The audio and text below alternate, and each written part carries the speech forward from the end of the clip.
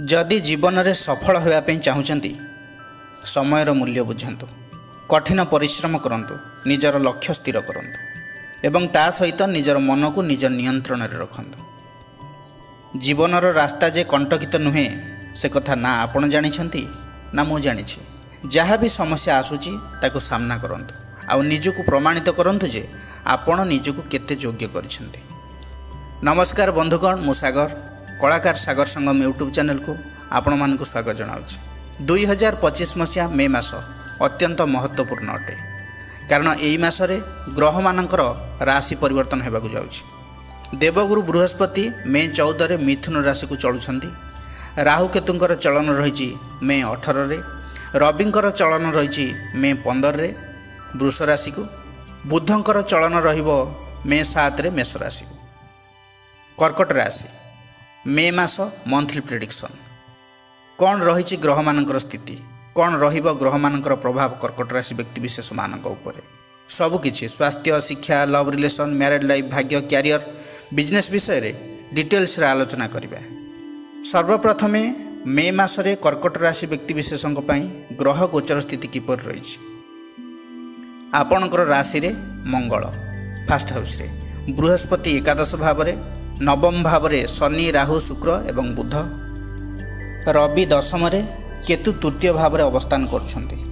एही विचार जन्म राशि चंद्र राशि को आधार करी करा जायछि। जेउ मानकर कर्कट राशि एवं कर्कट लग्न सेमानक पई एही वीडियो अधिक फलप्रद हेबो बोली हमर विश्वास। सर्वप्रथमे जानिबा एही मासरे आपनक स्वास्थ्य किपरि रहइबो।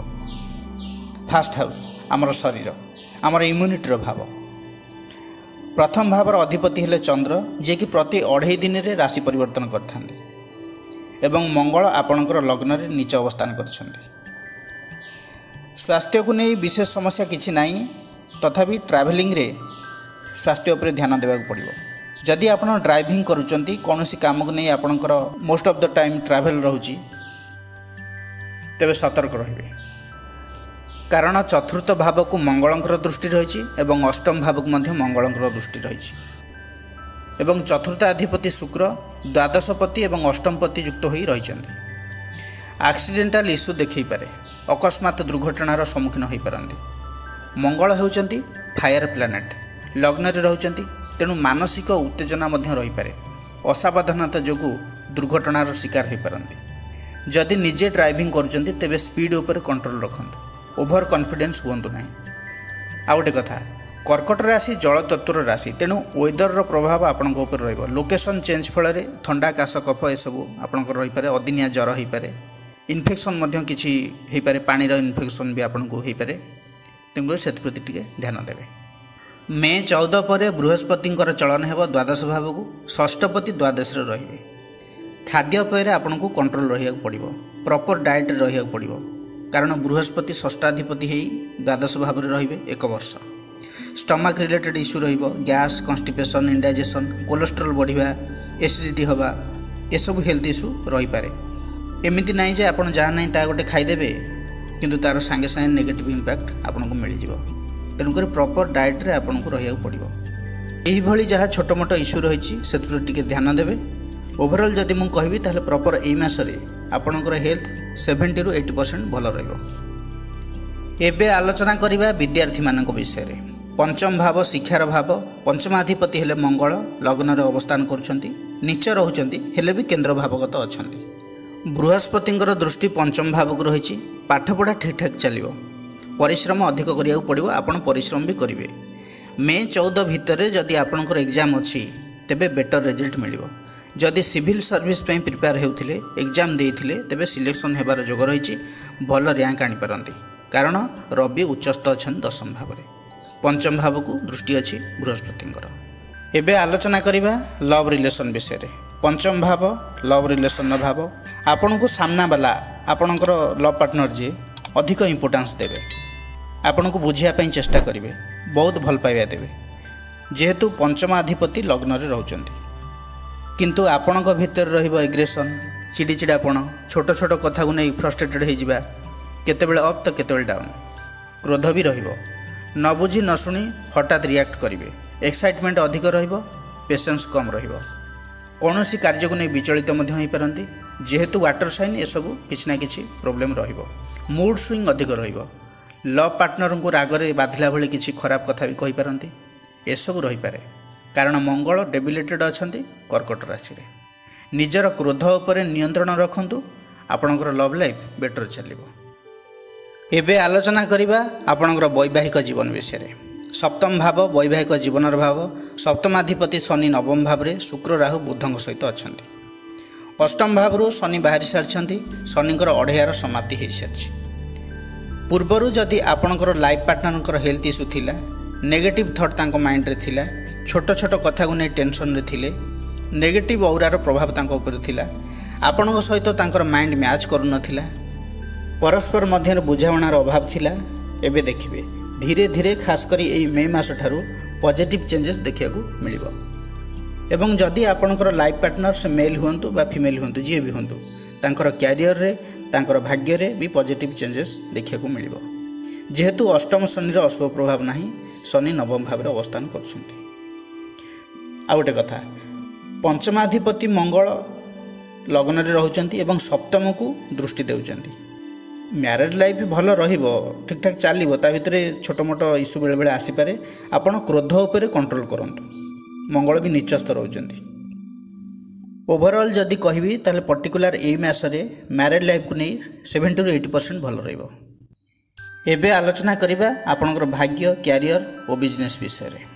भाग्य भाव नवम भाव भाग्याधिपति होउचंती बृहस्पति। बृहस्पति एकादश भाव में अछंती। मे 14 ठारू बृहस्पति द्वादश भाव में अवस्थान करेंगे। मे 15 पर रवि एकादश भाव रहिबे।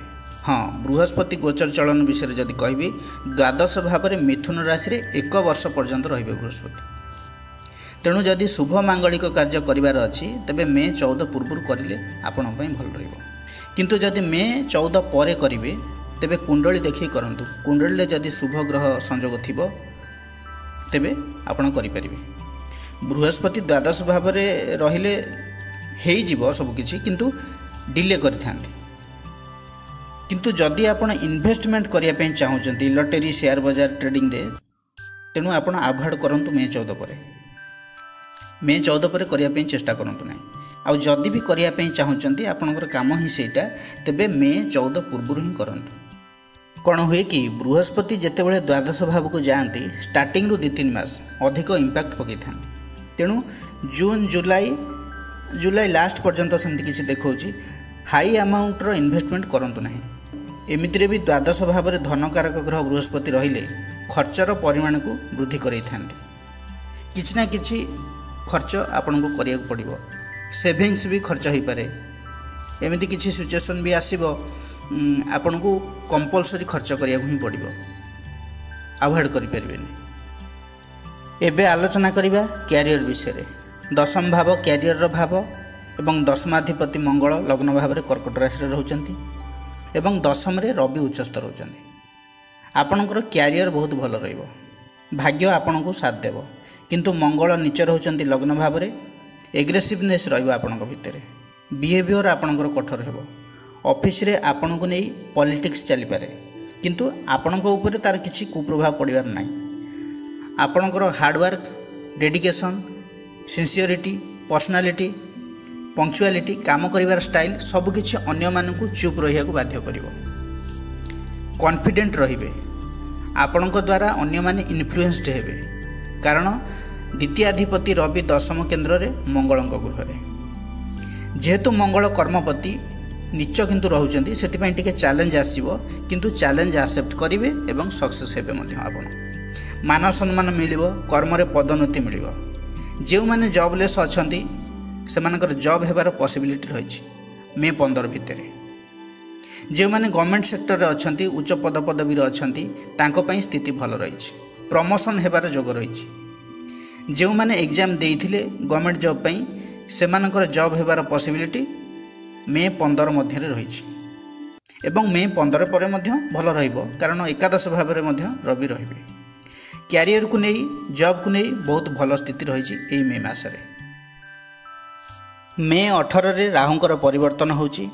राहु आपणकर नवम भाव अष्टम भाव को आसुचंती। जो माने रिसर्च करुचंती अकल्ट साइंस रे स्पिरिचुअल एस्ट्रोलॉजी रे इंटरेस्ट जो मानकर अच्छी से सफलता मिल जो मैंने गुइंदा विभाग रे काम करछंती सीबीआई सीआईडी विजिलेंस रे काम करछंती से सफलता मिल राहु को मंगलंकर अष्टम दृष्टि रहिबो मे 18 तारिख ठारू टिके सावधान रहिबे अन्य मनस्कता असावधानता जोगु पाद खसी जाई पारे गोड़ खसी जाई पारे खंडिया खाबरा हो जाई पारंती कोटी करंट लगी जाई पारे कोटी कट हो जाई पारे सेति टिके ध्यान देबे विशेषकर यही समय आपणकर कौन विषय रे जानिया पई आग्रह सृष्टि हेबो अधिक प्रत्येक कथा को डिटेल्स रे एनालिसिस करिवे ए समय आपन को डीप नॉलेज मिलिबो कैरियर रे आपन को बहुत किछि सिखिया को मिलिबो कैरियर को लेकिन बेटर रिजल्ट मिलिबो जदि बिजनेस कथा कहबी तेबे बुध एवं शुक्र नवम भाव त्रिकोण भाव रे अछंती